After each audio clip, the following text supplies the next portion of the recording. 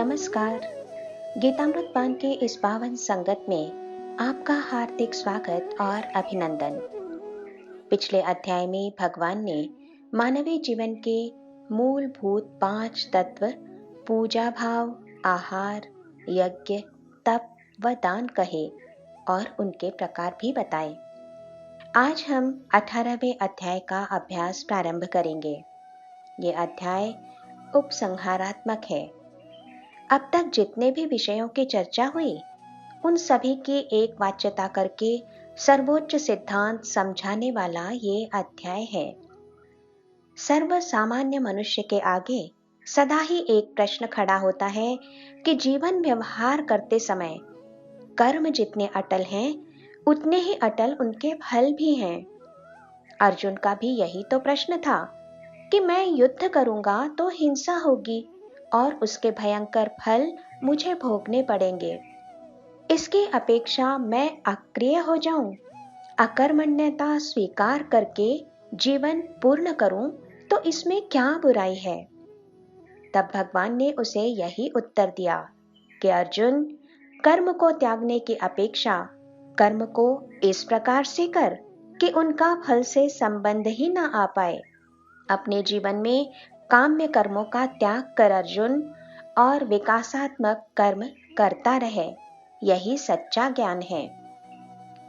काम्यानां कर्मणां न्यासं संन्यासं कवयो विदुः सर्वकर्म फल त्यागम प्राहुस्त्यागम विचक्षणाः। कि संन्यास का अर्थ हाथ पैर ना हिलाते हुए निष्क्रिय बैठे रहना नहीं, वरन फल और आसक्ति का विचार न करते हुए कर्म करना, यही सच्चा संन्यास है और यही श्रेष्ठ त्याग है। शास्त्री जी ने इसे एक उदाहरण के द्वारा समझाया है कि सत्यनारायण की कथा यदि लड़का ठीक हो जाए इसलिए की तो ये काम्य कर्म हुआ, और इसे अपने चित्त की शुद्धि के लिए किया तो ये ही विकासार्थ कार्य हो जाएगा।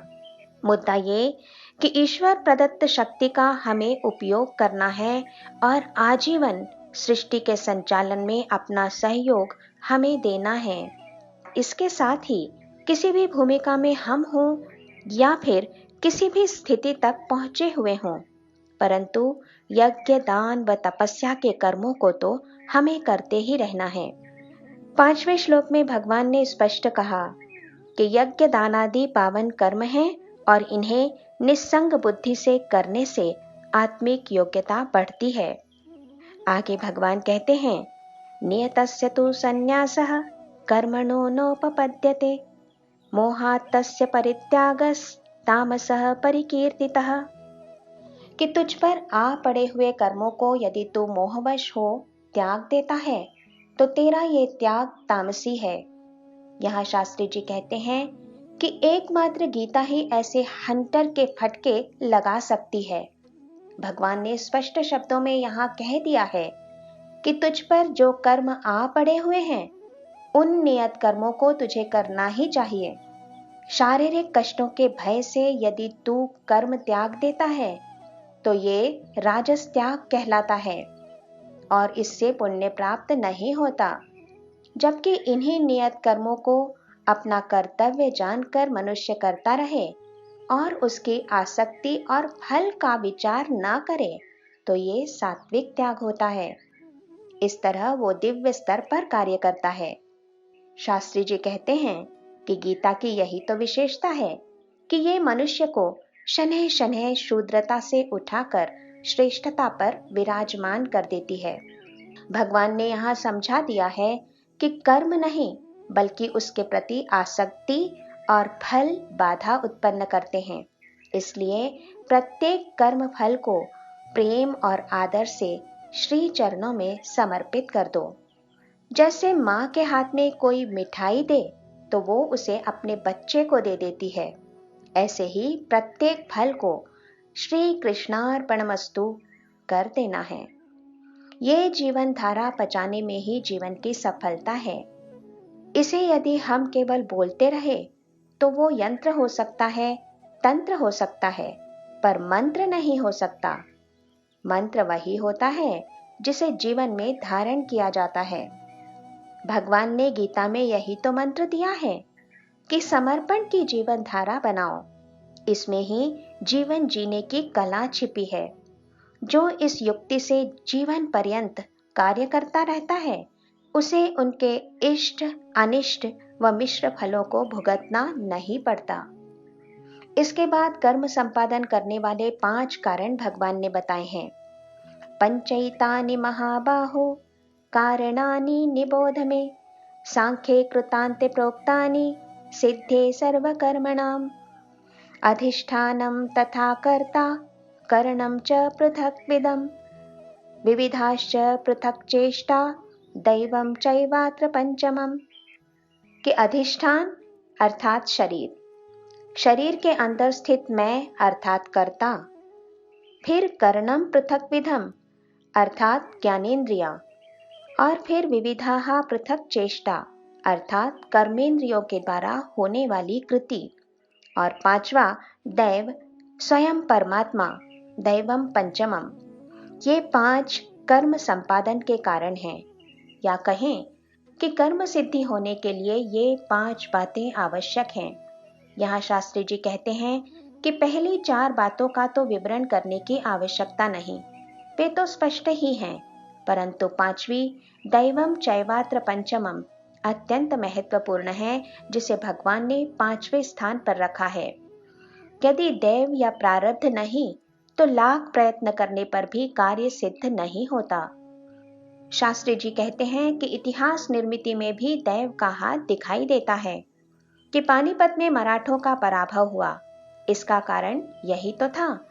सदाशिव राव ने यमुना में बाढ़ कब आती है, इस संबंध में 13 वर्षों की जानकारी इकट्ठा की थी, और तब यमुना को पार करने का एक निश्चित समय उन्होंने चुना था।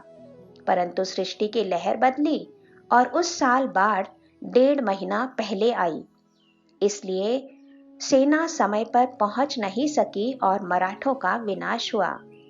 इसमें निसर्ग की करामात थी। ऐसे अनेक उदाहरण हैं।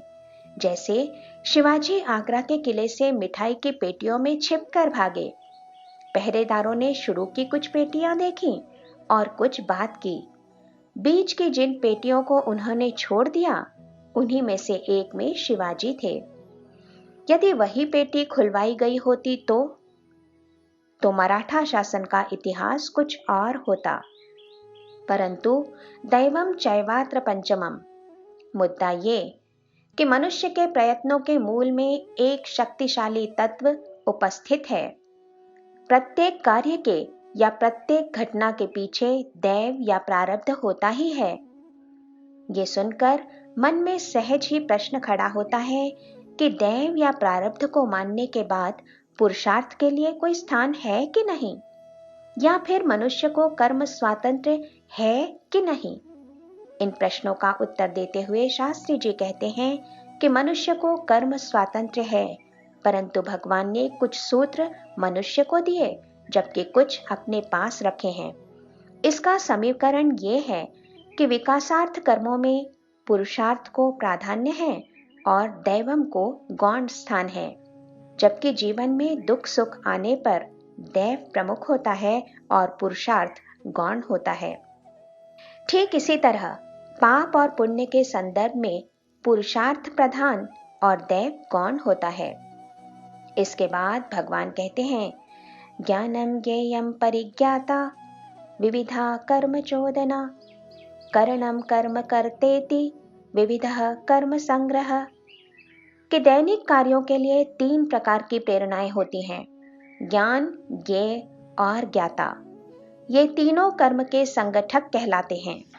इसे समझाते हुए शास्त्री जी कहते हैं कि जब प्रेरणा होती है तब कर्ता के द्वारा मन को सम्मिलित करके इंद्रियों की सहायता से वास्तविक कर्म संपन्न होता है।